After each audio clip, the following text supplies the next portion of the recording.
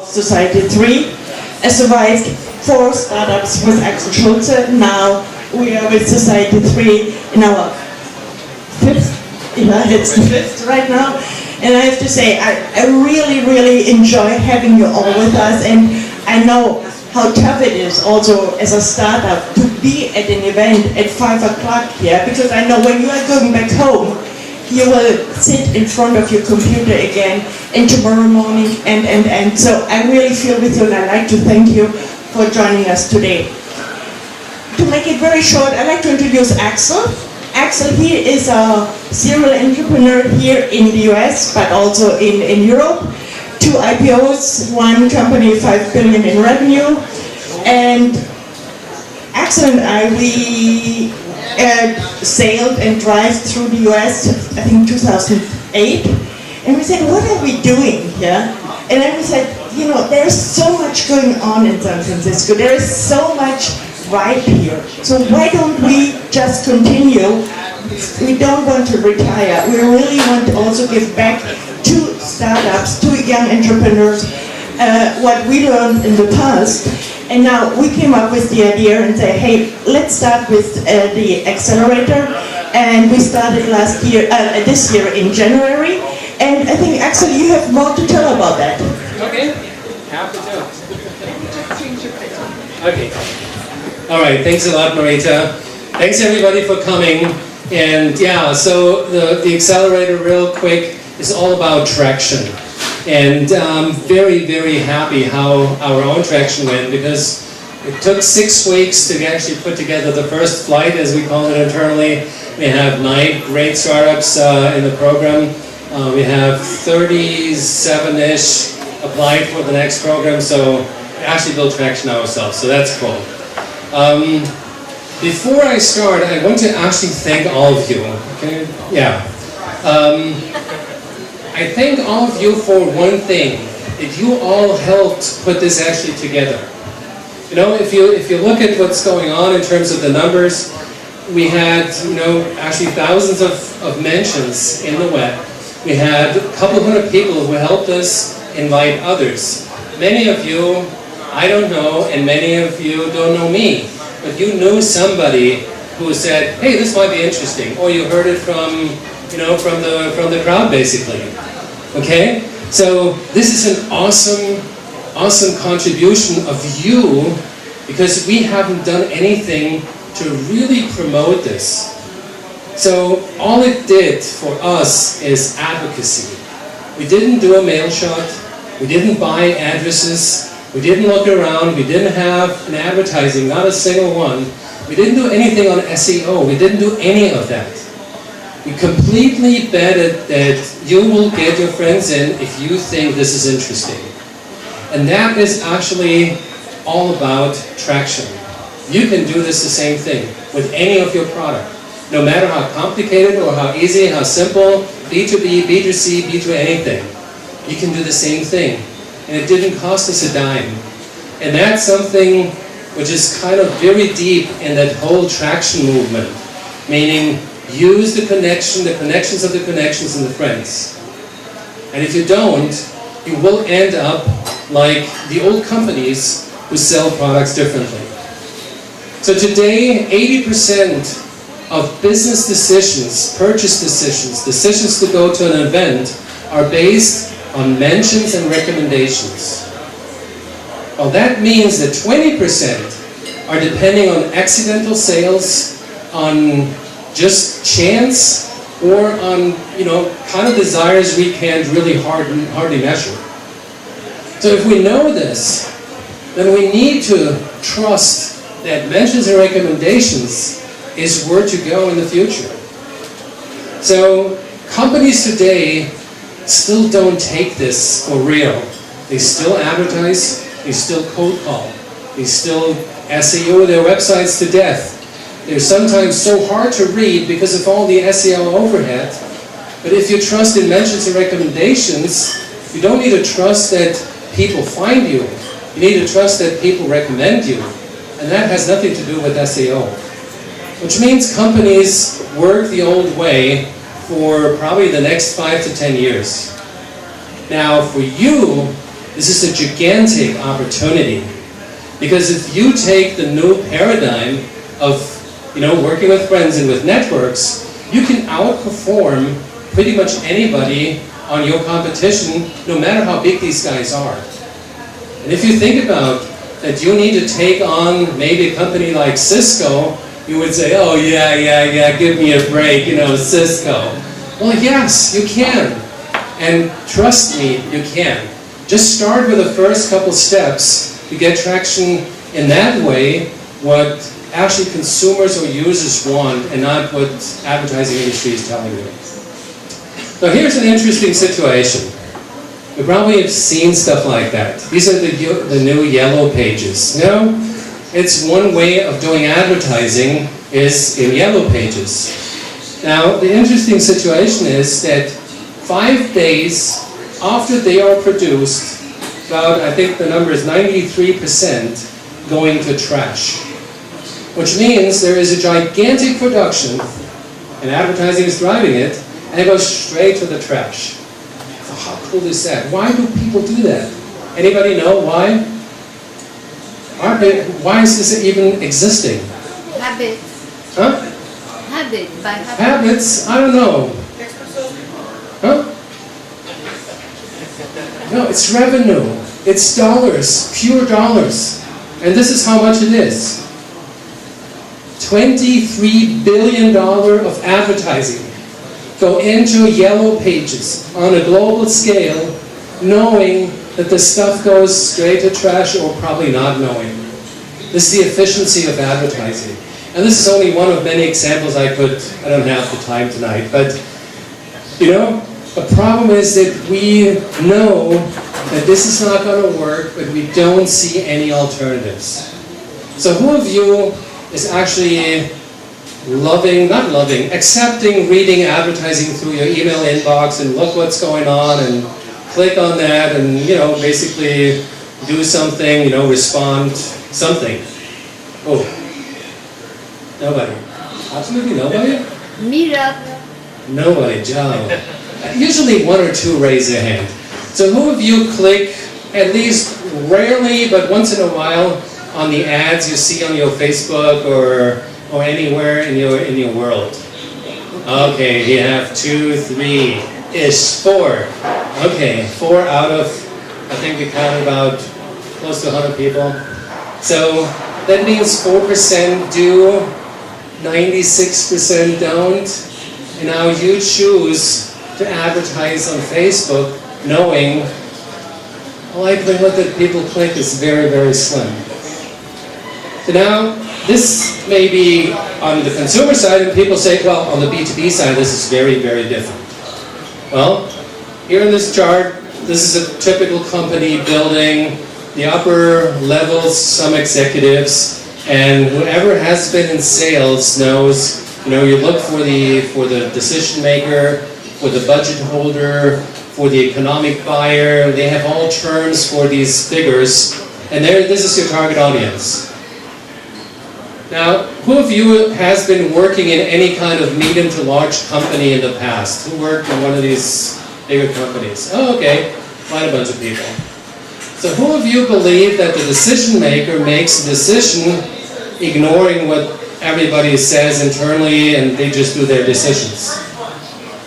1, 2, okay. Well, the reality is they don't.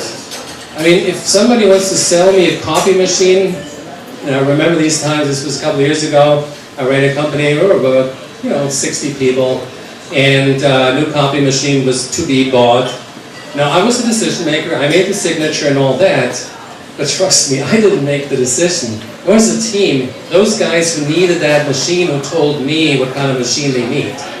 If somebody needs a new server, the IT director or the VP of engineering, they don't make the decision. I mean, they sign the check. But it's the team who says, well, Joe, we really need these new Blade servers or these servers or that servers.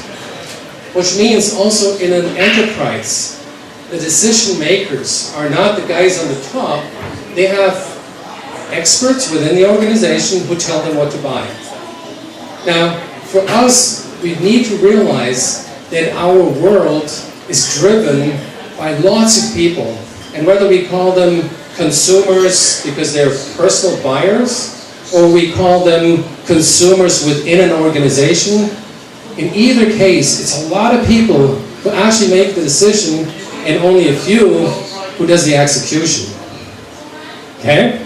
So we realized when we looked through processes, you know how a sales process looked like in the 70s, 80s, and 90s, was a perfect match, one side with the other side.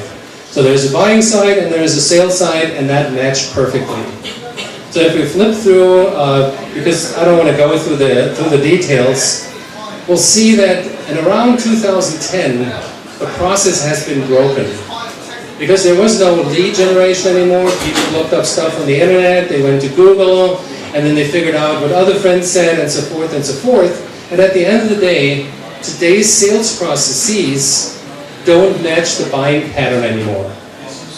Now, in 2011, that was my last project, I was trying to help a large multinational, multi-billion-dollar company to understand and potentially implement social selling, social marketing, and the whole social spiel. The good news was that they were really interested to do that. The bad news was, what can you expect what the bad news was? Come on, guys. Huh? Low budget. The budget would be up north of $1 billion to do that. There's so many implications that they can't. And this comes back to your opportunity. Because you don't even start there. You do this right in the first place. And this is why investors ask you the number one question I think all of you now know, it's traction. And traction's meaning lots and lots of users. And they don't care how complicated your product is, they just want to see that they're friendly to you. They fully understand when you say, no, you know, with our product it's very different and yada, yada, yada, yada. They said, okay, come back later on. But they probably would not even give you a chance to talk to you a second time. So this is critical for you. And it boils all down to advocacy, where you use basically the outside world around you and your first beta or alpha users to get traction. We call this democratization of influence. Because today, we all have more influence in pretty much anything than ever before in our lives. That influence is so strong, it influences the politicians, it influences product, it influences large organizations, it influences pretty much anything. Okay? So, what we try to do here is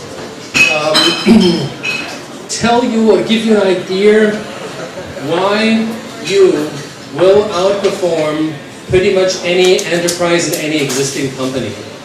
There's so many reasons to do that, and that is what most of us call disruption. Take Uber. There were a bunch of companies who did improve what taxi support could be. They had little taxi apps and they were very cool. And Uber said, you know, what is here the real big deal? Well, the real big deal is that the taxi organizations and everything behind is very clumsy, is very cumbersome, is hard to deal with, and they suck up so much money from the top that taxi driving is extremely expensive, way more than it should be. And the end of the song, you probably all know, it's Uber, and cost half, is much quicker, and we all love it. That's disruption. The entire taxi industry is disrupted.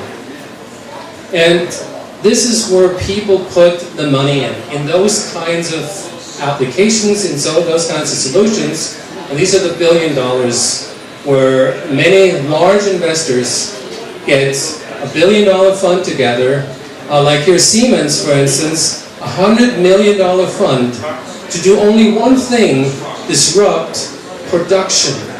Because the large companies know that they would not be able to compete with you in the next 5 to 10 years. There's no way in heaven they can. There's my own project, as I told you, we would probably $1 billion just right there. And the big difficulty is, even if they would spend the $1 billion, which they could easily, I mean, I can tell you this would be no problem. but there's no guarantee that it actually works. So what they rather do is put money into startups, and you see the hundreds of millions of dollars coming in from industrial investors, from portfolio companies, from all over the world into startups, and that's you. So you have the most golden future, basically, the startup ever had. With the only caveat, traction is the thing you need to be worried about. So here are a couple of those. No, they're $10 billion valuation, and Uber was at like 3.4 or 4.3 or whatever on that list in April, and they were just jumped up to 10 billion again. So that's the new normal. Now I want you to understand that the investors who put money into these kind of companies, and you see this, probably you can't read it, but the value, the money put into these companies range anywhere from 100 to 500 million to almost $1 billion. And these VCs who put in like hundreds of millions of dollars, even though they co-invest with others, they have almost the same task where they put $100 million in the company or $500,000. And then you can imagine where they put the money in first. Which means again that they look for those kind of exits, that's what they want, and this is your task. And since it's possible, and I think this event is a cool example, with zero advertising and zero conventional marketing, we got where we are, so you can do the same thing for something that is much smarter. I mean, we're competing with, I don't know how many meetups every day, and we got this together. So I'm grateful that you helped. Thank you. And you can do this for your own company, for your own product and services.